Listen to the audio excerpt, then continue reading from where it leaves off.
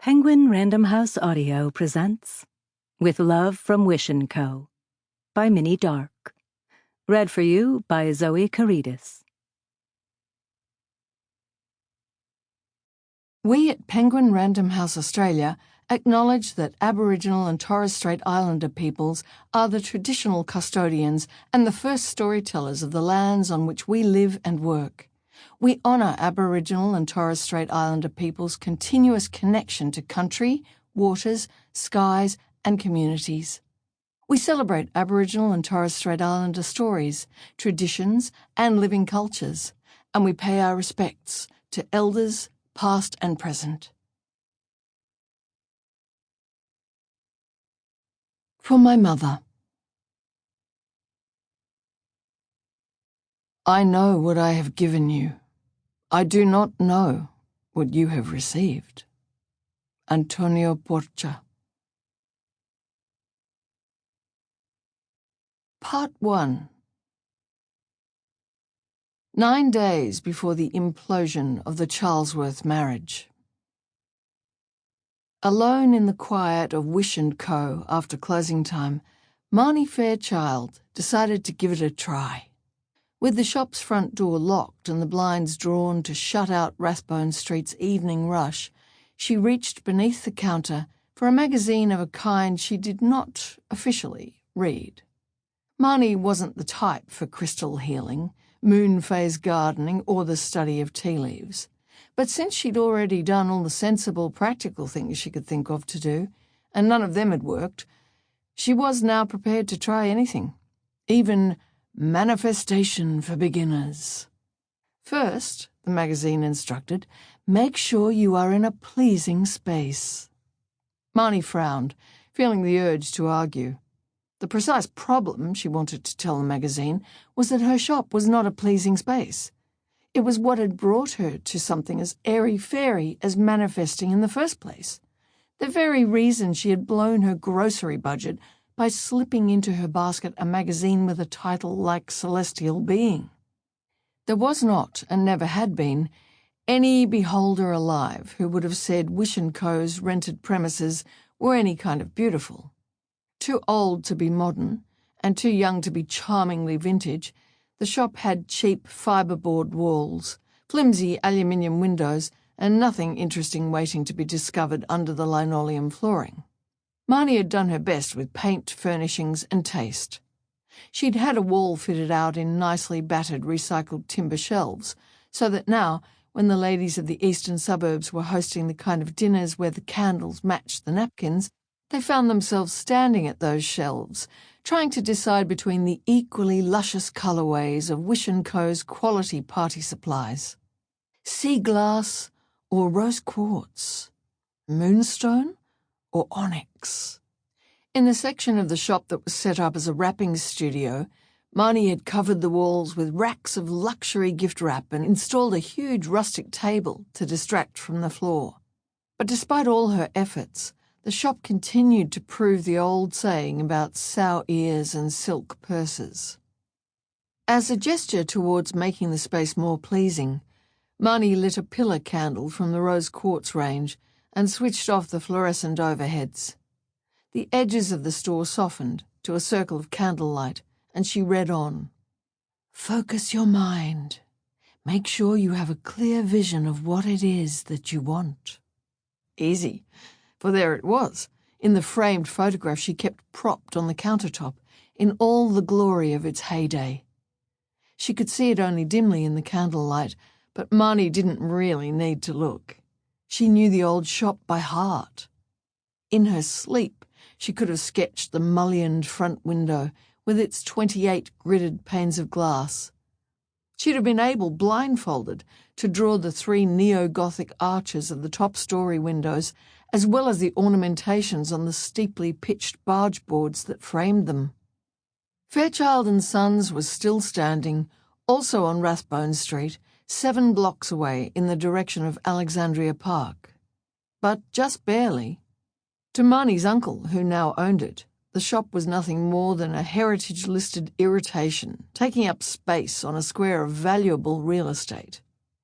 If it hadn't been earmarked by the council for preservation, Lewis Fairchild would long ago have had it demolished.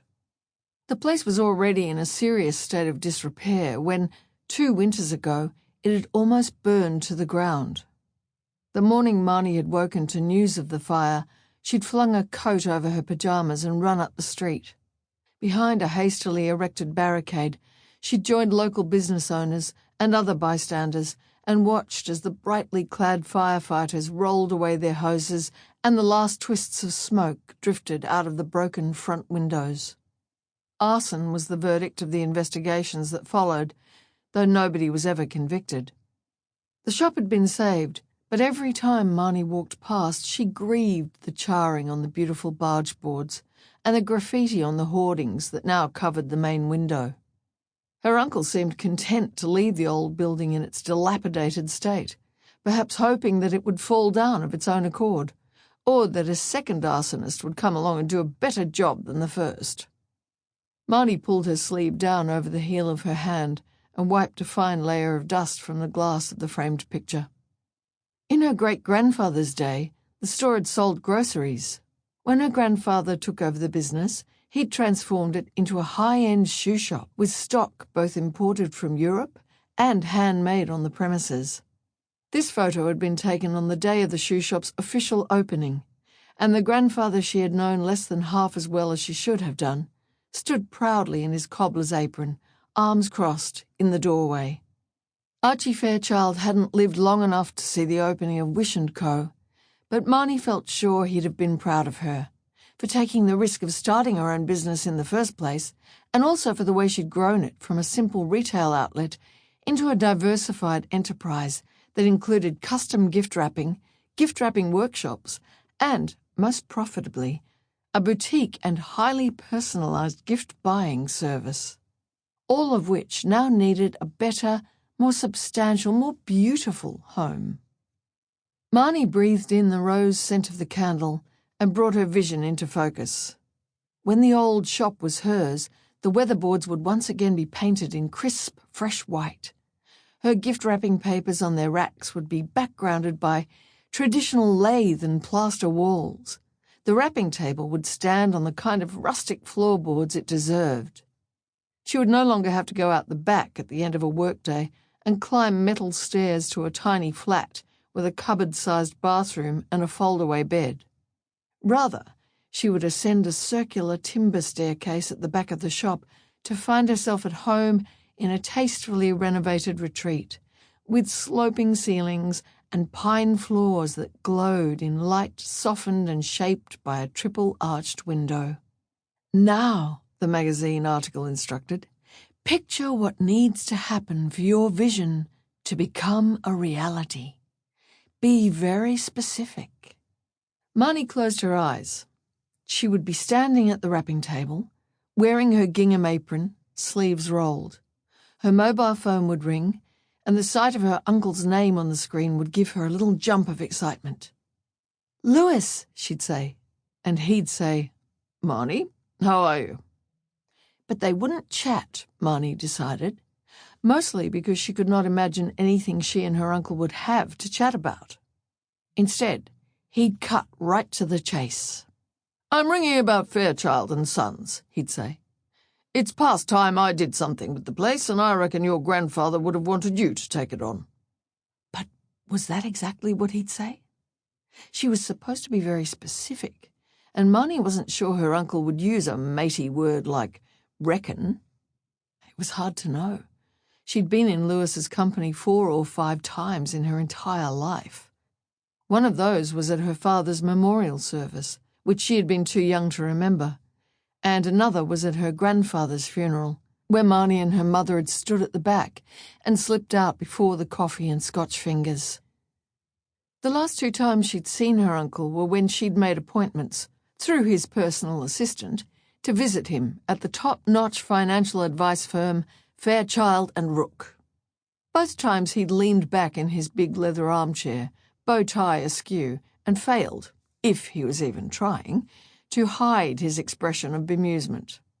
That the daughter of his black sheep younger brother seriously thought she was in the market to buy, outright, a property at the Alexandria Park and Sample complete.